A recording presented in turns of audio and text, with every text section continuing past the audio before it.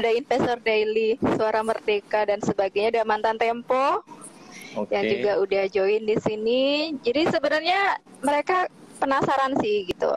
Kalau ngelihat track recordnya kan karir pathnya bagus banget ya selama 17 tahun. To be honest, waktu saya baca CV-nya saya ngaku kan bahwa pusing liar gitu ya, saking panjangnya berbahasa Inggris dan wow gitu kan, begitu ngelihat pencapaiannya gitu. Yang saya miss adalah ini jebolan teknologi hasil hutan. Iya, benar sekali. Dari Institut Pertanian Bogor, tapi lebih punya passion di bidang marketing. Iya. Dan pindah-pindah selama 17 tahun. Terus belakangan ini banting setir, pindah kuadran menjadi pengusaha. Dulu sempat cerita kan emang Mas Nanang punya obsesi pengen bikin usaha sendiri itu beberapa tahun yang lalu, tapi aku inget banget bahwa akhirnya your dream come true gitu kan. Akhirnya boleh cerita nggak? Maksudnya dari sekian belas tahun dengan karir yang ya kalau saya bilang cemerlang gitu ya di beberapa perusahaan bergengsi, kok tiba-tiba memutuskan untuk tidak lagi berada di kuadran yang itu dan sekarang beralih ke kuadran yang lain gitu. Mau nggak? Ya, terima kasih Mbak Eni dan teman-teman Asah Kebaikan semua. Jadi saya sangat senang sekali sebenarnya diajak Mbak Eni untuk join program ini. Menjawab pertanyaan Mbak Eni tadi, kenapa pindah? Sebenarnya itu bukan pindah. Karena memang dulu saya mempunyai cita-cita pengen punya usaha sendiri. Sejak kuliah, itu saya udah biasa jualan sejak kuliah. Oh iya, jualan apa? Mulai dari jualin kosan ibu kos, jualin kamar, segala macam. Jadi bonusnya bisa gratis 1 tahun di situ. Jadi nggak perlu bayar kos. Really? Iya. Kok pinter banget sih? Terus mulai dari jualan peralatan naik gunung, karena kehutanan kan pasti praktek tiap tahun. Jadi kita melihat secara marketnya ada, minimal dapat 5% dari market ya udah cukup besar lah buat itu. Sehingga secara tidak sadar selama 17 tahun memang saya belajar berbagai macam sumber informasi dan proses sebuah perusahaan seperti apa. Karena saya tahu bahwa ketika saya nanti suatu saat bikin usaha sendiri, saya harus paham semua proses. Tidak hanya sekedar kita punya uang, punya usaha, nggak bisa. Tapi harus tahu segalanya. Mengapa? Karena dari situ kita belajar mulai proses dari hulu ke hilir, Mbak. Itu penting banget. Dan saya merasa tidak ada satupun pengalaman saya itu yang tidak kepake. Alhamdulillah. Sampai sekarang. Gitu loh. As simple as saya tuh 5 tahun di Sariwangi, hampir 3 tahun di Teh Pucuk Harum. Jadi market teh, market kopi, alhamdulillah tahulah secara market bisa. Udah ngelotok ya. Gitu. Udah ngelotok, di luar kepala lah gitulah. Sehingga ketika saya memutuskan ngambil franchise Kopi Janji Jiwa, saya juga udah tahu bahwa marketnya ada, kelas menengahnya masih cukup berkembang, kelas bawah punya market sendiri, kelas atas punya market sendiri. Sehingga saya pilih masuk ke sana. Itu juga satu pertimbangan, nggak hanya sekedar saya ikut-ikutan, enggak juga. Dan juga bukan karena uang, bukan juga gitu, tapi ini adalah sebuah proses. Dan mengapa saya pilih brand ini juga saya pertimbangkan juga. Saya belajar selama 17 tahun bahwa product is the hero. Jadi apapun yang kita jual, kalau kita merasa produk kita bagus, kita akan lebih pede jualannya gitu. Ini satu yang poin kenapa saya pilih brand ini juga gitu. Kemudian kenapa saya selain punya Kopi Janji Jiwa, saya juga punya bisnis tambahan untuk liquor story. Karena saya tahu bahwa biasanya konsumen selain minum kopi atau nongkrong, mereka juga butuh cemilan. Jadi saling melengkapi gitu loh. Itu bagian dari consumer behavior di sana gitu. Saya juga pelajarin itu. Waktu saya di Sirat Produce, saya pernah pegang namanya Belmart. Itu toko khusus untuk saudaraan Belfood ya. Gitu. Ya, saudaranya Belfood gitu. Di sana juga belajar menentukan lokasi yang bagus tuh, usaha tuh di mana. Dilihat dari apanya, trafficnya seperti apa, dalam lingkungan 1 kilometer persegi seperti apa. Dan juga saya menentukan di mana saya milih lokasi yang saya sekarang berada. Saya sekarang terus terang lagi live dari kafe saya sendiri gitu loh. Jadi situ akan nampak, oh ternyata saya milih di ruko ini karena ini tempat lewat orang dekat pintu keluar parkir. Secara logika, ketika lewat pasti akan ngelihat gitu. Saya juga pelajari sekitar Pondok Gede ini mungkin ada 7 kantor bank di lingkungan Plaza Pondok Gede sendiri. Minimal target konsumennya ada di sana. Dan ternyata benar, minimal 2 minggu sekali, seminggu sekali itu orang-orang Bank BRI yang ngantor dekat kafe saya itu ya kadang bikin meeting di sini, kadang nongkrong sampai malam gitu loh. Jadi itu bagian dari knowledge yang saya terima selama 17 tahun yang saya coba aplikasikan di sini. Dan pertanyaan Mbak Eni tadi, kenapa berpindah kuadran? Sebenarnya nggak fully pindah kalau saya melihat. Karena saya sekarang juga masih menjadi marketing consultant di sebuah perusahaan juga, tapi dari belakang layar lah gitu. Di sisi lain sebuah bisnis, jadi bukan di corporate tapi lebih ke agensinya. Saya memberikan berbagai macam knowledge buat teman-teman. Konsultasi mereka, berarti ya lebih ke situ ya. Sebagai consultant buat mereka. Kalau menghadapi klien itu seperti ini. Kalau mereka butuh dapat brief seperti ini, sudut pandangnya seperti ini. Gitu. Nah dari situ saya juga belajar banyak untuk koordinasi dan juga untuk berbagi dengan teman-teman yang baru belajar gitu. Kemudian sekarang, pertanyaan dari Mbak siapa tadi ini juga Mbak Dewi. Nah, baru 2 bulan lalu saya bikin brand saya sendiri yang namanya Iya, apa tuh? Ya, saya udah dapet tapi belum dicoba sih, Mas. Nah, Osefir itu kan klaim Mas dari bahan spirulina. Itu juga satu kenapa ya bukan nggak tiba-tiba ujuk-ujuk saya ke situ, nggak juga. Saya pelajari juga market sekarang apalagi selama pandemi ini. Kemudian juga kebutuhan ibu-ibu, mbak-mbak yang di rumah, perawatan diri juga butuh.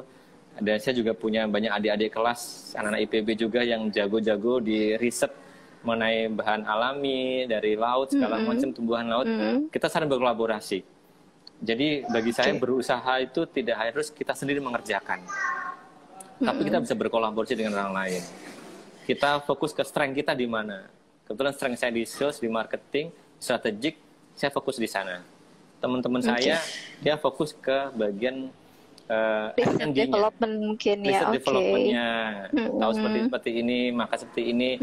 Alhamdulillah baru bulan lalu kita launch untuk clay mask dari bahan spirulina dengan merek Osefir ini. Itu menjawab pertanyaan Mbak Dewi. Mbak Dewi, ya dia punya bisnis itu soalnya rendang dan segala macam. Dia Uni Padang nih, kayaknya mau belajar juga ke Mas Nana. Jadi sekarang banyak teman jurnalis yang sudah mulai pengen gitu ya punya brand sendiri, usaha sendiri. Buat mereka itu lebih bebas mengatur waktu meskipun usahanya pasti jauh lebih berat dibandingkan masih kerja ikut orang kan. Pastinya.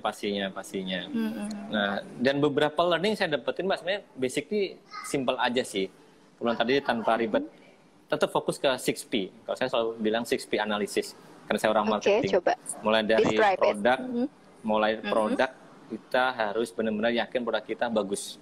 Produk is the hero. Itu paling penting. Jadi jangan terkecoh produknya harus murah banget, enggak juga. Yang penting produk kita bagus, kita yakin jual produk kita. Kemudian yang kedua adalah packaging, kemasannya juga harus bagus juga, bagus dalam artian sesuai dengan target marketingnya sendiri. Kemudian segi price ini harga ini sesuai dengan value yang bisa kita berikan ke konsumen. Harga murah itu nggak menjamin tuh barang laku, Mbak, nggak menjamin. Karena masing-masing itu punya marketnya sendiri-sendiri dan kalau saya bilang price yang kita berikan itu sesuai dengan benefit yang diberikan oleh brand kita atau produk kita. Kemudian dari segi positioning produk kita harus jelas. Produk kita menyasar ke siapa. Itu yang paling penting. Kita tidak bisa taking for all. Jadi kita harus fokus ke segmentasinya di. Oh, jadi nggak bisa ya menyasar mulai dari anak-anak sampai manula gitu, nggak bisa ya Mas ya? Nggak bisa. Itu kita harus fokus Mbak gitu. Kemudian satu lagi segi place ini lebih di mana kita mau jualan produknya, channel, lokasi ya. Oh channel, channel place ini dalam konteks nggak hanya sekedar lokasi, tapi channelnya apa? Misalkan sekarang lokasi saya memang di ruko gitu kan, tetapi channel saya ada yang datang, ada lewat GoFood, ada yang GrabFood, itu bagian dari channel juga. Channel strateginya seperti apa? Nah itu yang paling penting. Dan terakhir adalah promotion. Promotion ini memang sangat penting. Biasanya orang menganggap Kalau jualan aja, mereka nggak mau spending uang. Salah sebenarnya. Itu bagian dari promotion itu pertama untuk take awareness dari konsumen. Orang harus aware dulu, dan mereka harus coba, trials, dan juga pada akhirnya ketika ada continuity, mereka akan terus berlanjut untuk membeli produk kita. Dan saya belajar banyak dari tempat saya bekerja dulu, part of promotion ini yang bikin perusahaan tersebut atau brand tersebut itu jadi lebih maju dibandingkan yang lain. Tentunya promotion ini dengan strategi yang pas ya Mbak. Nggak bisa hanya sekedar punya uang banyak. Bakar duit gitu ya. Nggak jamin juga. Punya uang banyak tapi kalau dia salah menempatkan promosinya, ya dia juga akan gagal juga. Ini udah terbukti sih di brand yang saya sebelum pegang teh pucuk harum, dari segi uang mungkin nggak akan jauh beda dengan kompetitor. Tapi penempatan yang tepat itu akan menentukan dia efektif atau enggak gitu.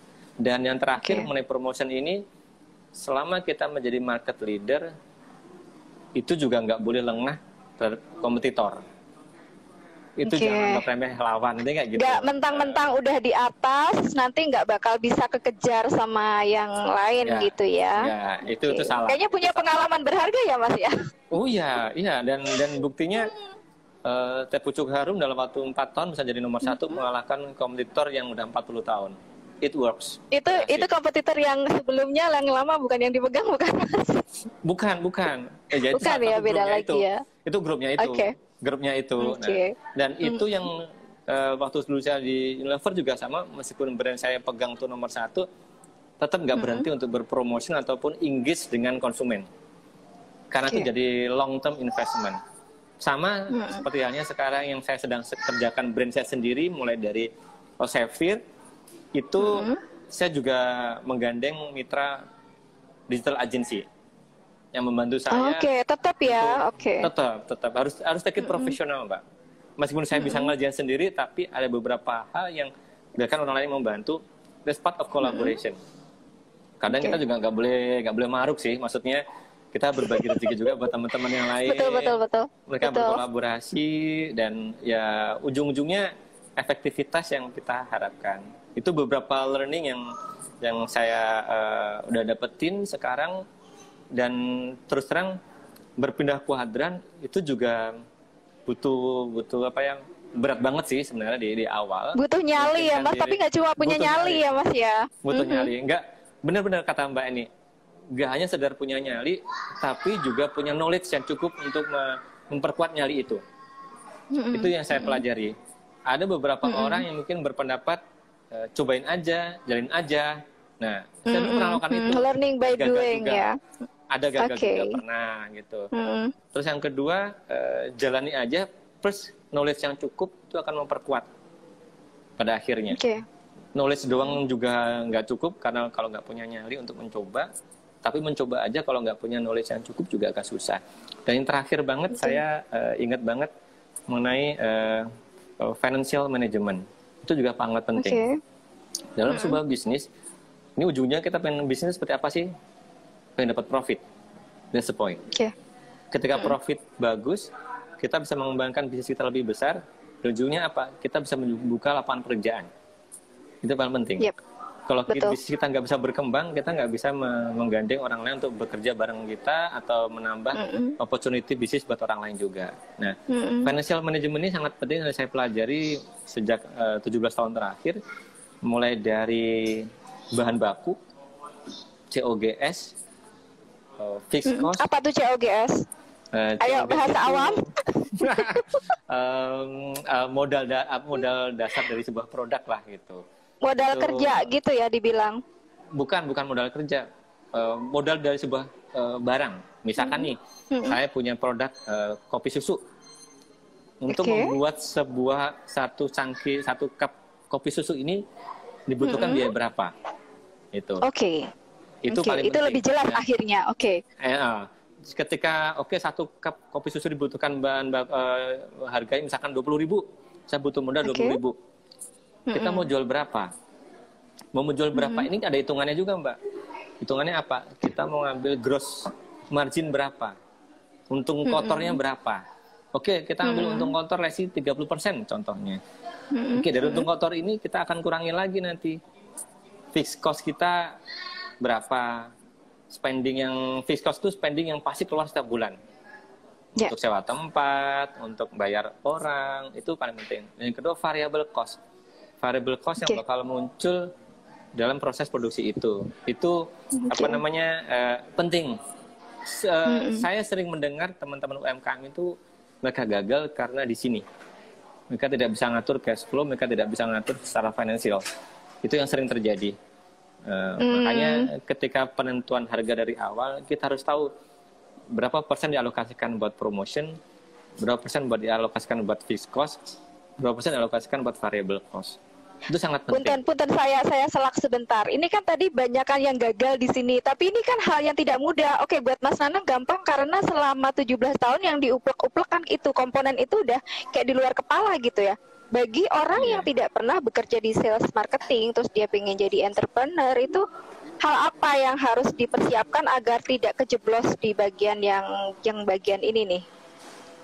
Oke, pertama disiapkan adalah modal kerja untuk produk. Yang kedua modal kerja untuk ngeran bisnisnya, karena itu hal yang berbeda. Dan yang ketiga harus pastiin bahwa harus dipisah antara rekening bisnis sama rekening pribadi. Waduh, itu sangat penting. Itu aku ngaji dari temanku juga. Lu jangan dicampurin antara rekeningmu. Jadi kamu nggak bakal tahu nanti bisnisnya udah sampai seberapa kalau masih dicampur gitu. Katanya gitu. Nggak boleh. Dan yang terakhir Mbak, harus dimonitor day to day ataupun kapan kita berhasil jualan, kapan kita dapat uang berapa, dan setiap akhir bulan diwajibkan bikin namanya financial monitoring. Jadi itu maksudnya apa? Jadi kayak buku kekas gitu ya Mas ya? Atau gimana? Financial monitoring. Financial monitoring lebih kayak simpelnya adalah monitoring keuangan dari bisnis kita selama 1 bulan, mulai dari ini hal simpelnya aja, misalkan oke, bulan ini saya berhasil jualan senilai 10 juta contohnya, jualan kasa. Kemudian dari 10 juta itu saya membutuhkan modal 5 juta. Modalnya saya keluarin untuk ini. Terus saya ngeluarin duit lagi untuk biaya karyawan asli 1 juta. Untuk bayar tempatnya 1 juta. Net-netnya sisanya ada berapa? Oh, saya masih punya sisa 4 juta nih bersihnya. Gitu. Dan itu dimonitor tiap bulan. Jadi kita tahu sumber pendapatan dari produk ini itu berasal dari mana. Untuk apa? Untuk menganalisa lagi bulan depan sebaiknya yang kita promosiin di channel mana, yang kita push promonya lewat apa, gitu. Itu yang apa namanya yang saya lihat selama ini, gitu. Dan saya mencoba aplikasikan, bahkan di kafe saya ini dari kantor pusat, saya kan franchise, dari kantor pusat tidak ada ajaran itu, nggak ada, tapi saya lakukan sendiri. Berarti basic knowledge-nya tuh penting banget ya kalau di sini ya, nggak ngasal untuk asal punya duit terus nyemplung gitu ya. Enggak, itu yang sering gagal. Itu yang saya lakukan. Jadi setiap bulan saya bikin financial monitoring sekecil apapun itu Mbak. Hari ini dapat jualan 1 juta kayak, dapat jualan 500.000, 200.000. Selama sebulan saya bikin di Excel biasa aja, simpelnya nggak usah ribet-ribet. Di Excel semuanya, total 3 bulan dapat berapa. Kita spending iklan berapa, buat bayar karyawan berapa, sisanya berapa, udah itu akan ketahuan. Jadi bulan ini kita untung itu berapa. Duit masuk, duit keluar berapa, nanti kelihatan marginnya itu minus atau positif gitu ya? Ya, benar. Termasuk sudah untuk bayar listrik, untuk bayar transportasi, untuk sewa tempat, bayar karyawan, bayar diri kita sendiri. Kalau kita dibayarin ya kita akan alokasikan. Nah, kita ngitungnya gimana tuh Mas? Kalau misalnya kadang-kala kan kita melupakan diri sendiri sebagai salah satu karyawan gitu ya, karena dianggapnya udahlah, ini udah gak usah. Tapi kan harusnya dalam bisnis itu tetap diperhitungkan gitu ya. Ya, dialokasikan. Untuk memperhitungkan Mbak, itu gimana? Dialokasikan aja, maksudnya kita menghargai kita, tahap awal harusnya gaji kita si 5 juta, udah gue kasih dulu 2 juta, nggak apa-apa deh. Yang penting konsisten. Yang penting konsisten ini yang sangat penting sih dalam proses ini gitu loh. Ini kayak banyak pertanyaan banget nih Mbak itu. Iya, makanya ini kan udah lumayan cukup banyak. Saya mulai dari Nana Sikop, Hore, ini dari Investor Daily. Sebenarnya ini salah satu peserta mudik Sariwangi dan ke Bali juga bareng saya. Dan ya ampun. Iya dong, makanya saya sama dia tuh langsung, lu ke Bali nggak lo? Oh ini dia nanya tadi ke bisnis skincare. Kenapa masuknya ke bisnis skincare? Terus apakah ceruk pasar seperti apa yang ditargetkan? Apakah millennials atau kalangan apa nih? Oke, kita melihat ceruk pasarnya masih tinggi banget gitu loh. Karena perkembangan kelas menengah ke atas desa itu sangat bagus gitu loh. Dan itu kita melihat itu sangat bagus, apalagi di kala pandemi seperti ini. Ini sangat cocok buat itu. Terus yang kedua target saya emang ke millennials, terutama umur 18 sampai umur 30-an gitu. Sebenarnya tadi ada produknya, sebentar saya ambil produknya buat. Coba ditunjukin. Hani, boleh ambil nggak di atas meja tadi? Servis sama tadi apa? Di atas meja. Servis sama yang di meja yang atas sudah saya siapin. Sama kemudian jiwa yang tadi. Sorry sebentar. Tadi udah saya siapin di atas karena terus lupa ke bawah. Oke, itu di ini dulu, di skip dulu. Nanti skip dulu. Begitu barangnya datang kita akan menuju ke selanjutnya. Ini ada Mas Tata Marbun nanya, saya sudah mendekati usia pensiun. Kira-kira dalam kondisi sekarang ini penempatan dananya lebih baik di mana? Ini kok agak meleset ya. Karena dia bilang saya udah usaha ikan di Jatiluhur, tapi tutup karena kebijaksanaan otoritas Jatiluhur. Kalau misalnya ada orang pengen usaha nih Mas ya, pengen bikin usaha sendiri, itu sebaiknya dia mulai dari mana nih? Apakah dari hobi atau dari mana, atau untuk meminimalkan risiko gagal? Setuju Mbak ini. Saya melihatnya bahwa pertama kita dari yang kita kuasai dulu. Yang kita kuasain. Yang kedua, kuasai itu bisa jadi pengalaman kerja ataupun hobi. Karena di sana kita bisa menilai kemampuan kita seperti apa, dan kita bisa lihat ada celah apa di sana gitu loh. Terus yang kedua, itu red ocean atau blue ocean gitu ya? Bisa dua gini. Kalau ketika kita masuk ke red ocean, marketnya udah jelas. Kalau di blue ocean sebenarnya tantangannya dua. Pertama, kita harus edukasi market. Itu butuh dana besar sekali. Itu butuh dana lebih besar sekali sebenarnya. Terus yang kedua, potensi bisnisnya bisa berkembang bisa agak panjang karena kita nggak tahu marketnya seperti apa. Itu. Karena baru ya, relatif baru. Baru. Nah, pertanyaan tadi apakah di poster ataupun di ikan? Sebenarnya ketika Mas Marbun punya channel lain, bisa berkolaborasi dengan yang lain, itu bisa. Kita mulai dari sana. Bahkan project saya yang untuk Opang's Food ini, yang saya pakai sekarang ini, akunnya ini, saya fokus sebagai reseller. Itu makanan beku ya Mas ya? Makanan beku mulai dari durian, mulai dari nugget, mulai dari bakso tahu, ada juga yang beberapa produk frozen lainnya, saya ngambil dari teman-teman saya. Nah itu tadi Dewi Dendang punya produk yang kayaknya bisa dititipin dia ya. Ini udah dijawab ya berarti. Kalau boleh nggak apa-apa. Nah itu. Jadi tadi dia bilang boleh nggak dijual, dibantuin ini gitu. Reseller tadi dia lagi butuh. Oke, nanti bisa japrian ya Ibu Dewi. Ya terus. Jadi kita lihat dari yang kita kuasai dulu. Kalau Pak Marbun punya channel yang bagus untuk ikan, karena hobinya di sana, nggak berarti harus kita buka tambah ikannya gitu. Sebenarnya simpelnya seperti itu. Ketika saya bikin es kopi susu, saya bukan berarti dia harus buka dari nol. Mengapa? Saya belajar dari supply chain bahwa ketika kita bikin order 100 cup ke pabrik, biayanya pasti lebih mahal daripada saya order 10.000 cup. Oh benar, betul. Gitu. Jadi mending saya kolaborasi sama orang lain yang bisa menyuplai dengan saya harga lebih murah, sehingga ketika saya jual ke konsumen masih terjangkau. Gitu. Nah, tadi sama ikan tadi, kebutuhan ikan di market masih besar, ya. Tapi apakah harus punya tambah ikan sendiri? Nggak harus juga. Kalau kita punya channel, ini berhubungan dengan margin juga Mbak, tadi saya persis ya. Ketika kita punya tambak, kita berharap dapat margin 50%. Ya. Kita modal 100.000, harga 200.000 gitu kan misalkan. Margin 50%. Tapi risikonya juga gede juga. Kayak tadi risiko tambak tutup, ikan mati segala macam.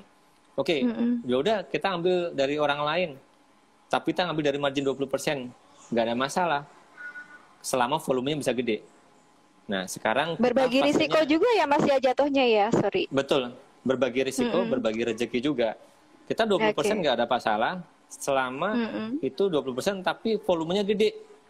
Logika simpelnya gini, kita margin 50%, tapi volume sebulan cuma 5 juta, dibandingkan kita margin 20%, tapi volume sebulan bisa 100 juta.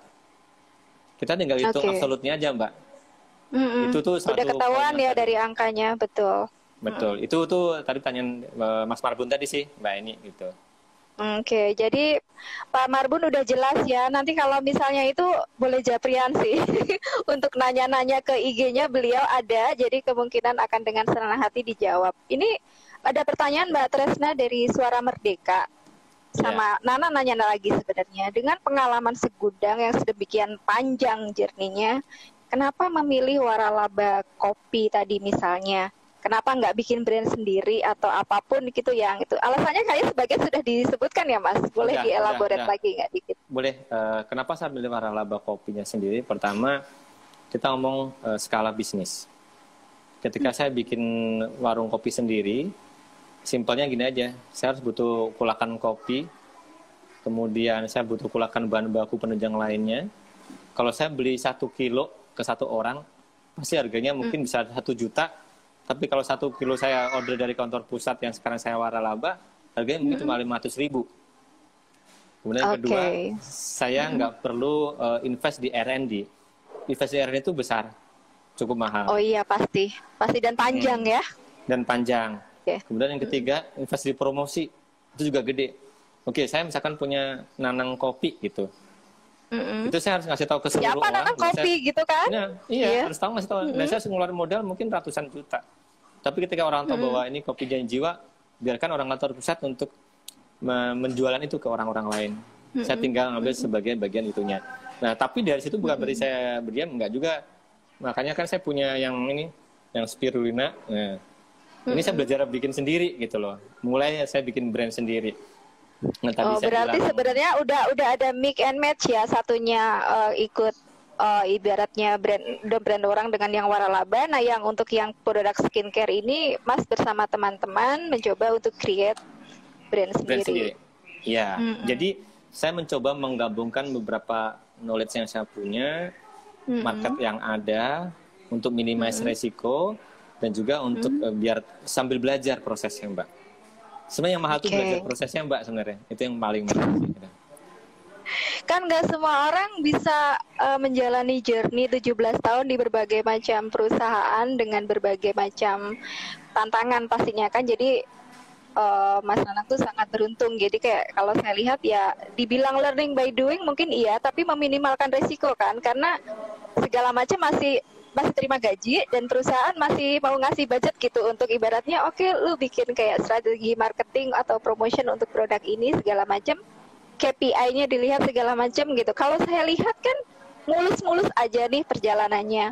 Pernah nggak sih ngalamin tantangan atau hambatan dalam, nggak tahu mungkin dalam waktu masih jadi profesional atau mungkin sekarang begitu bikin usaha sendiri gitu? Sebenarnya tantangan terbesar itu pasti ada. Bahkan di kantor sebulan sebelum Unilever pun pernah juga ada kegagalan juga bahwa produknya gagal di market. Itu pernah juga sekali. Mengapa? Karena kadang kita juga harus beli terhadap diri kita sendiri. Yakin nggak produk ini jalan? Kalau kita nggak yakin produk ini jalan, meskipun dikasih gelontor uang segede apapun dari kantor pusat segede apapun, itu biasanya feelingnya tuh bilang nggak jalan gitu. Itu udah feeling juga gitu loh. Dan kedua, ketika saya menaklukkan market Sumatera lewat tes hari murni, itu lebih besar lagi Mbak tantangannya. Mengapa? Karena sebelumnya terus terang itu 3 kali gagal sebelum saya. Dan itu yang keempat kali. Dan Unilever bilang bahwa ini atau enggak sama sekali. Jadi itu bebannya sangat tinggi banget. Dan alhamdulillah, kalau nggak salah itu setelah 4 tahun baru bisa memimpin market di Sumatera. Nah, akhirnya berhasil sampai sekarang masih ada, barang masih ada lah kayak gitu. Selamat. Barang masih ada lah gitu. Jadi karena Sari Murni dulu agak-agak kurang ini ya, cuma ada yang orang menduga-duga ini apanya Sariwangi gitu kan, depannya Sari gitu kan. Ya, itu setelah 4 tahun secara total market share saya ingat banget itu total Sariwangi dan Sari Murni di Sumatera itu di atasnya Teh Bendera. Jadi itu really? Yang nggak gampang. Iya, padahal tuh Bendera udah umurnya 80 tahun, Mbak itu. Teh Bendera itu legend sih ya, memang. Legend. Cuman ya tadi saya bilang, kita sebagai market leader tidak boleh jumawa. That's the point. Oke. Intinya kayak gitu. Itu yang menjadi tantangan terbesar. Nah, sekarang di eranya sekarang, tantangan terbesar adalah minimize risk. Cuman saya berusaha minimize risk karena saya in the last 10 years itu saya belajar financial planning. Otodidak sih. Otodidak, belajar financial planning otodidak juga gitu. Jadi at least intinya kita don't put your bucket, your money in one basket lah gitu kan. Dalam satu keranjang. Oke. Itu nggak boleh. Itu saya udah lakukan 10 tahun yang terakhir. Jadi yang satu mungkin ada resiko dikit, satu mungkin high risk, ya udah. Ya bagian dari proses karena masing-masing kan punya fase masing-masing. Nah, kebetulan saya udah belajar this kind of financial planning, ya saya aplikasikan sekarang baik di diri saya sendiri maupun di usaha. Jadi kalau teman-teman mau nanya-nanya ya bisalah dikit-dikit nanti saya kasih tahu ininya. Dan financial planning itu bukan berarti uangnya harus besar loh, Mbak. Enggak. Itu bukan jaminan. Duitmu gede, tapi kalau nggak bisa ngatur ya susah. Nggak akan ada ujungnya. Jadi intinya kan man behind the the gun gitu loh, senjatanya mungkin bisa sama, tapi kalau yang megang dan cara mengoperasikannya beda orang, beda teknik, otomatis outcome-nya juga beda gitu ya. Ya, dan bukan berarti semua yang saya invest itu berhasil, enggak juga. Pernah gagal juga. Tapi ketika tahu saya itu gagal pas di bagian itu, kedepannya saya nggak akan ulangin lagi. Jadi saya pindahkan portfolio saya ke yang lain. Ini bikin sama dengan yang usaha seperti ini juga sama juga yang saya lakukan sekarang ini. Butuh berapa lama sih untuk notice bahwa kita harus stop? Kalau di istilah pasar modal kan cut loss ya. Jadi untuk menghindari kerugian yang semakin parah itu kita mesti aware kapan gitu. Pada ini kayaknya bisnisnya nggak sustain, nggak bisa kita lanjutin, kita harus berhenti. Itu pada saat seperti apa? Ada indikatornya kah? Pertama, secara finansial itu margin kita tergerus habis atau enggak. Oke. Kemudian jadi mesti belajar tadi cash flow tadi ya. Ya, itu penting banget. Terus yang kedua, kira-kira kita bisa membiayai ini sampai berapa lama gitu. Karena ujungnya kalau bisnis kalau nggak profit ya nggak bisnis, Mbak, namanya. Kerja bakti aja gitu. Tapi kalau memang kita mau fokus ke bisnis ya profit number one. Tapi menuju profit jalan kan banyak. Bisa mungkin profitnya bisa setelah 3 bulan, setelah 5 bulan, ya mungkin bisa aja ke sana gitu. Tapi kapan kita saatnya cut loss? Ketika kita tahu bahwa secara market ini nggak memungkinkan lagi. Kemudian kedua, kompetitornya sudah sangat ampun-ampunan gitu. Yang ketiga ya ujungnya kan secara finansial juga. Ini juga terus terang ada juga tetangga beda ruko udah tutup selama udah dari 4 bulan yang lalu udah tutup. Karena COVID itu itunya sedikit atau kedai yang lain kalau yang aku tangkap lebih ke tadi balik lagi ke 6P, Mbak. Brandnya terkenal atau enggak. Oke, itu kayaknya jadi pedoman yang wajib ya untuk yang orang mau buka usaha ya.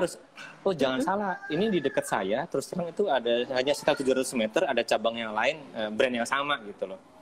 Tapi alhamdulillah kita lagi ngomongin kopi bukan? Ya, kopi, Tapi brandnya sama saya tapi beda lokasi gitu. Tapi alhamdulillah mereka masih banyak customer datang ke sini. Tadi produknya sama-sama brandnya, tapi kalau produknya tempat kami lebih enak, place-nya lebih nyaman, saya sediain wifi, sambil bisa berduduk segala macam, ya itu bisa jadi pembeda gitu loh. Yang buat orang jadi tenang. Jadi jangan khawatir kompetisi dalam usaha.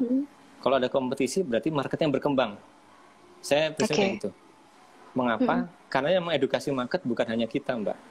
Tapi yang lain juga mengedukasi bareng-bareng ya. Berarti kayak kolaborasi dengan yang lain tuh jadi akan bebannya lebih ringan sebenarnya.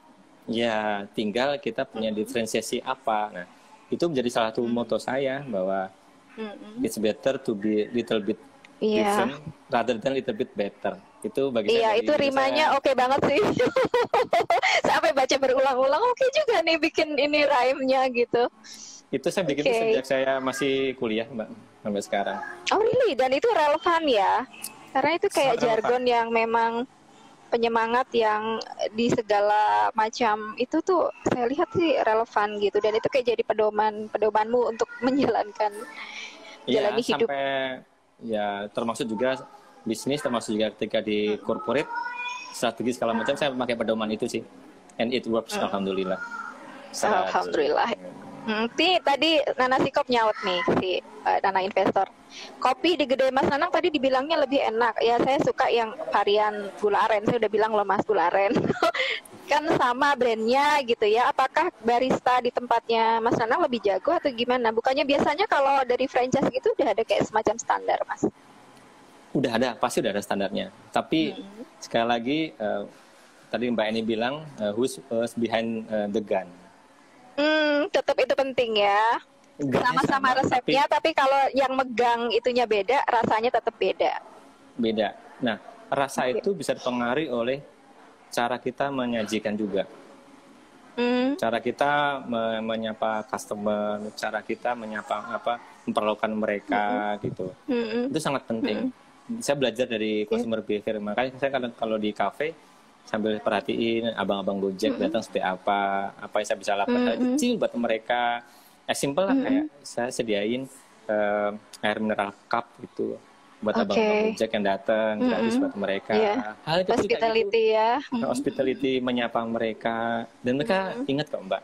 Oh, yang di sini ownernya enak, di sana nggak enak. Saya nggak mau ambil di sana. Yang kayak momen-momen gitu. Yang kayak nggak sengaja itu justru orang ingat gitu, karena itu pembeda kan sebenarnya. Mungkin biayanya tidak terlalu besar, tapi itu memorable gitu.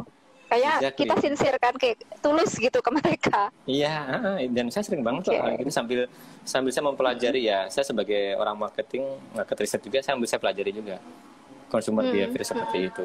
Itu sangat penting. Jadi bukan berarti resepnya sama, hasilnya sama, enggak juga. Karena ini ditambah penting banget dalam menjaga konsistensi rasa dan kualitas itu. Rasa dan kualitas penting, tapi keterampilan dan juga pelayanan dari hati, kata Nana Sikop, itu tetap penting ya, karena kita tetap juga berhubungan dengan manusia ya, bukan mesin atau robot, otomatis itu masih tetap menyentuh hati. Betul sekali. Ini ada pertanyaan dari Alia Fatia, sebenarnya dia lebih ke Japri, tadi anaknya sih udah ada gitu.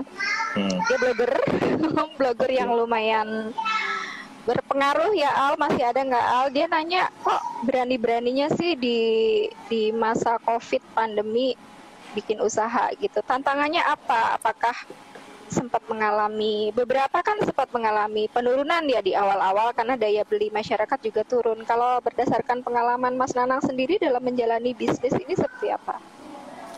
Benar sekali, sebenarnya selama pandemi memang market turun. Terus terang dibandingkan tahun lalu, mungkin saya turun mungkin hampir 30% lah turunnya. Tapi lumayan ya. Yang penting konsistensi yang kita kerjakan itu bisa menjaga kualitas usaha kita itu. Terus yang kedua, kenapa kok malah membuka di saat pandemi? Saya dulu belajar dari Unilever ketika krisis ekonomi mereka 98. Ketika orang lagi pada turun-turunnya, malah mereka do something yang sesuai dengan target marketnya untuk buat suatu produk yang bisa diterima oleh market sesuai dengan zaman itu. Sekarang juga sama. Orang tetap aja di rumah, Mbak. Orang tetap aja minum kopi juga di rumah. Kalaupun nggak datang, ya kan lewat ojol kan masih bisa. Take away ya jatuhnya. Delivery. Dan kalau menjaga protokol kesehatan, alhamdulillah tempat kita juga tersedia tempat yang cukup sehingga kalaupun mereka nggak bisa deket-deketan, kita bisa sediakan. Terus mengenai bisnis saya juga yang baru, yang off service saya baru launch bulan lalu. Kenapa malah mencoba launch di kala pandemi? Ya karena ada beberapa masalah di kulit karena kelamaan pakai masker. Itu Mas Akne biasanya kebanyakan satu tuh jadi jerawat segala macam karena keringat numpuk kan. Nah, itu jadi ini sebagai solusi sebenarnya ya jawabannya. Salah satunya dari Osefir itu, dari Climax Osefir ini bisa membantu untuk yang Mas Akne tadi itu satunya itu. Dan tentunya orang kalau di rumah ya bukan berarti dia nggak merawat tubuhnya, nggak merawat wajahnya, tetap dipakai. Justru harus lebih intensif sih ya. Ya gitu. Dan yang terakhir, ketika orang lagi down, ya kita tetap semangat dan berkolaborasi. Dan saya ngerjainnya nggak sendiri kok. Saya berkolaborasi dengan teman-teman saya, ngajak siapa mau jadi reseller, siapa mau jadi agen, dan kita terbuka banget untuk. Nah, kebetulan di sini peran saya sebagai untuk yang punya brandnya gitu.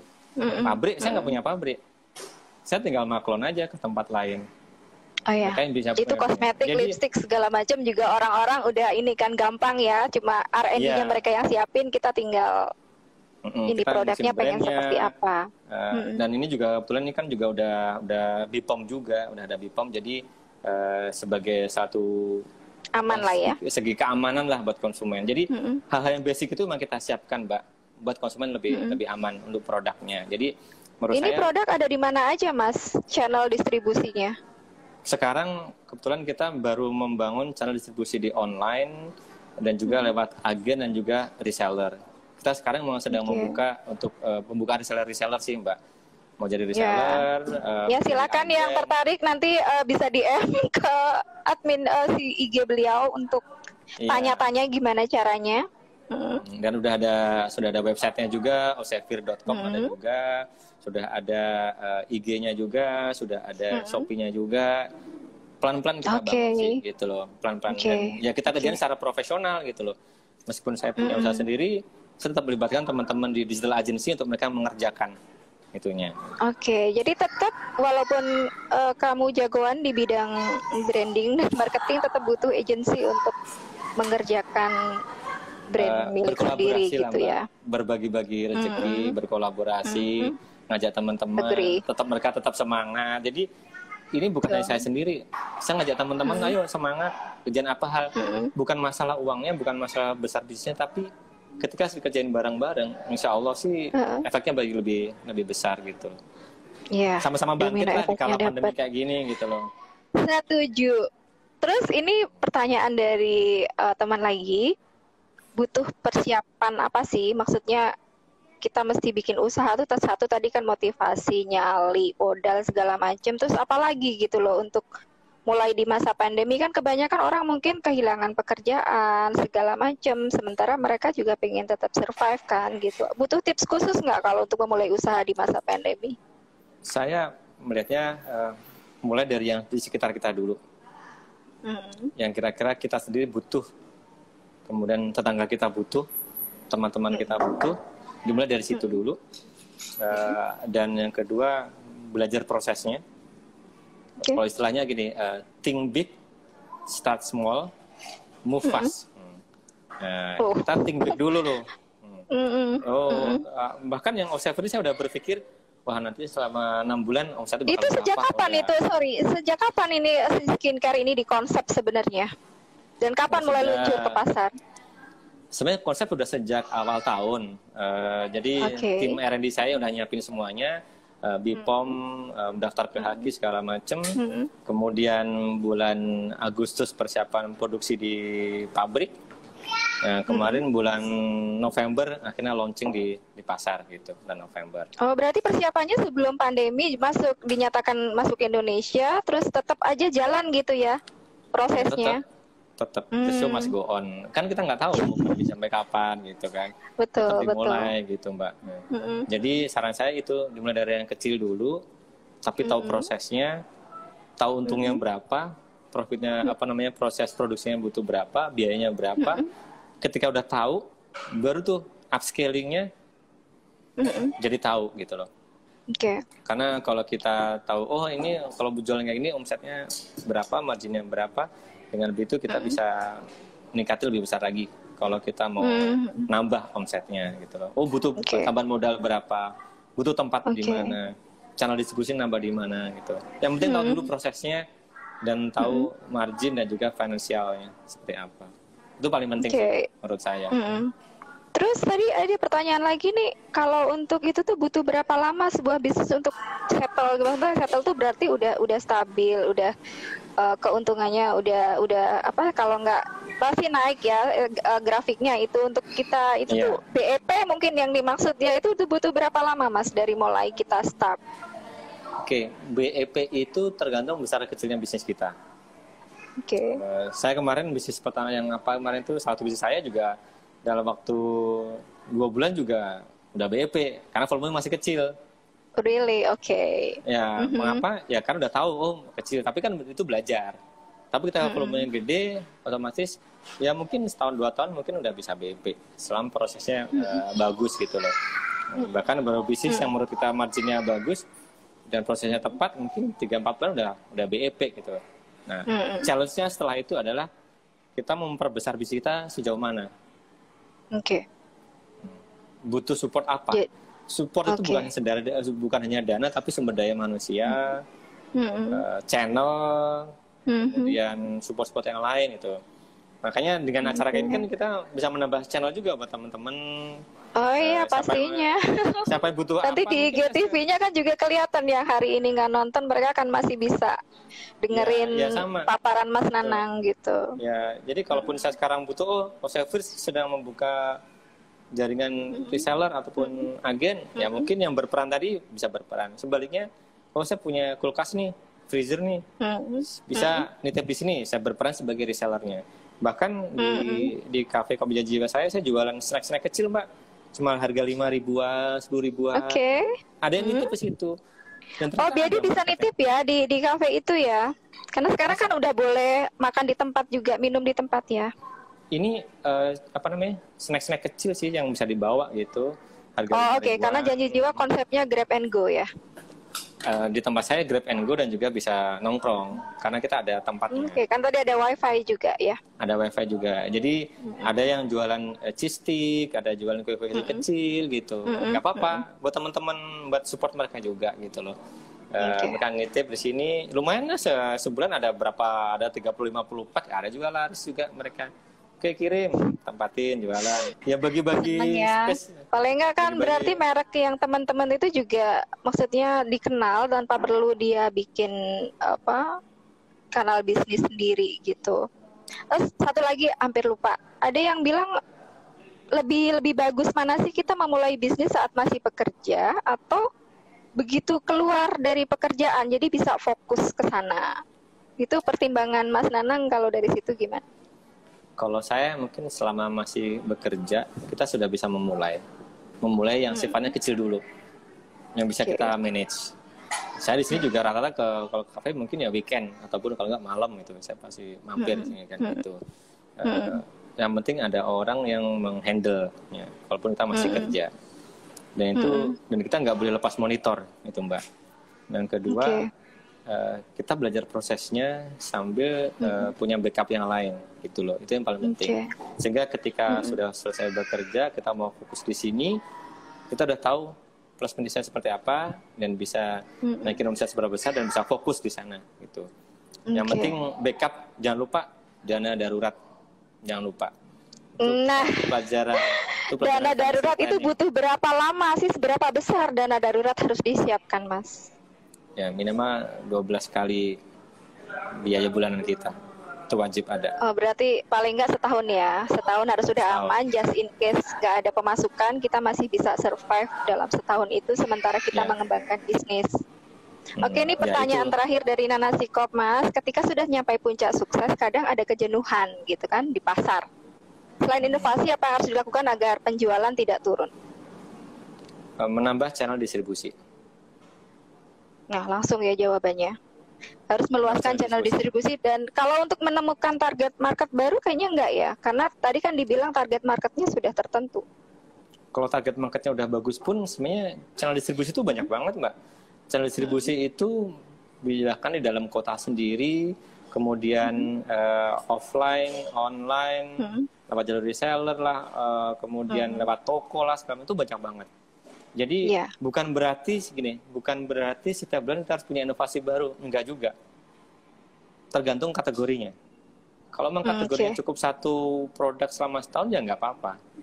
Yang penting channel distribusinya bisa kemana-mana, bisa nambah banyak gitu. Contohnya iPhone lah. iPhone setahun cuma sekali Mbak keluar. Tetap aja laris Mbak. Ya kan? Dulu Nokia tiap bulan ada keluar barang. Nyatanya udah nggak ada sekarang Mbak. Mati. Ya, itu contohnya Oke, Mas Nanang, ya. Terima kasih banyak. Ini udah di warning, udah mau habis waktunya. Dari Tim Asa Kebaikan menyampaikan, no. Ini karena kita asik banget ngobrolnya. Dari tadi yang sempat ada technical error di awal, semoga bisa terbayar dengan obrolan kita yang sangat menarik ini. Saya pribadi menyampaikan terima kasih atas kesediaan Mas Nanang menjadi narasumber yang sangat insightful malam ini. Semoga bermanfaat. Semoga menjadi inspirasi bagi teman-teman yang lain yang ingin memulai usaha. Kita cukupkan sampai di sini dulu. Semoga lain waktu kita bisa ketemu lagi. Saya sih berharap pengen bisa datang ya ke Pondok Gede untuk bisa mengunjungi gerai dari kopi itu. Mas Nanang, terima kasih atas partisipasinya. Cukup sekian. Wassalamualaikum warahmatullahi wabarakatuh. Waalaikumsalam warahmatullahi wabarakatuh.